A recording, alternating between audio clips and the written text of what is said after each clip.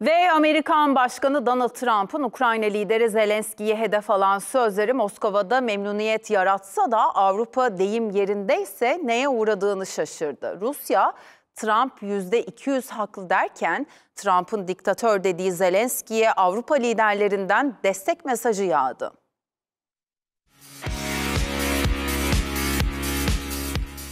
ABD Başkanı Donald Trump, Ukrayna'daki savaş konusunda adeta Rusya'nın sözcülüğüne soyundu. Sözleri Moskova'da sevinçle karşılanırken Avrupa şok üstüne şok yaşadı. Trump'ın Zelenski'ye diktatör demesinden hemen sonra açıklama yapan Rusya Devlet Başkanı Vladimir Putin'in bu kez Ukrayna liderini eleştirmeye gerek dahi duymaması dikkat çekti. Putin, Zelenski yerine Avrupa ülkelerini hedef aldı. Savaşın bitmesi için arabulucu olmak istemeyen Avrupa neden biz ABD ile görüşünce histeriye kapılıyor dedi.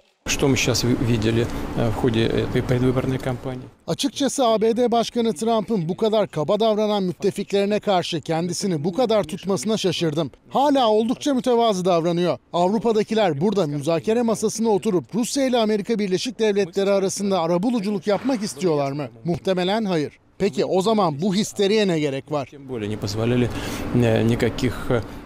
Rusya Ulusal Güvenlik Konseyi Başkan Yardımcısı Dmitri Medvedev, Trump'ın Zelenski'ye yönelik sözlerini alıntılayıp bana 3 ay önce bir ABD Başkanı'nın böyle bir şey diyeceğini söyleselerdi, kahkahalarla gülerdim. Trump %200 haklı dedi.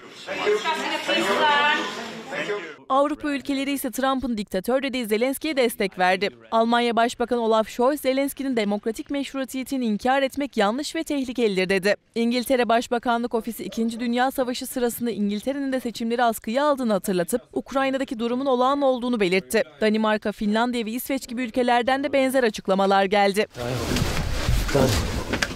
Avrupa bir yandan da Trump yönetimiyle ABD'nin Ukrayna politikasını radikal bir şekilde değişmesi karşısında ortak yanıt arayışında. Süreci İngiltere ve Fransa öncülük ediyor. Macron ve Starmer gelecek hafta Washington'ı ziyaret edecek. İki liderin Ukrayna'ya 30.000 kişilik Avrupa barış gücü konuşlandırmasına ilişkin planı Trump'a sunması bekleniyor. Plana göre barış gücü askerleri cephe hattından uzaktaki Ukrayna şehirlerine, limanlara ve nükleer santraller gibi kritik altyapı tesislerine yerleştirilecek. Ayrıca Rusya'nın olası saldırılarına yanıt vermek üzere Romanya ve Polonya'da savaş uçakları hazır bekletilecek. Trump, Kiev'e güvenlik garantisi vermesi gereken tarafın Avrupa olduğunu söylerken, Rusya, Ukrayna'ya barış gücü adı altında NATO askeri konuşlandırmasına karşı.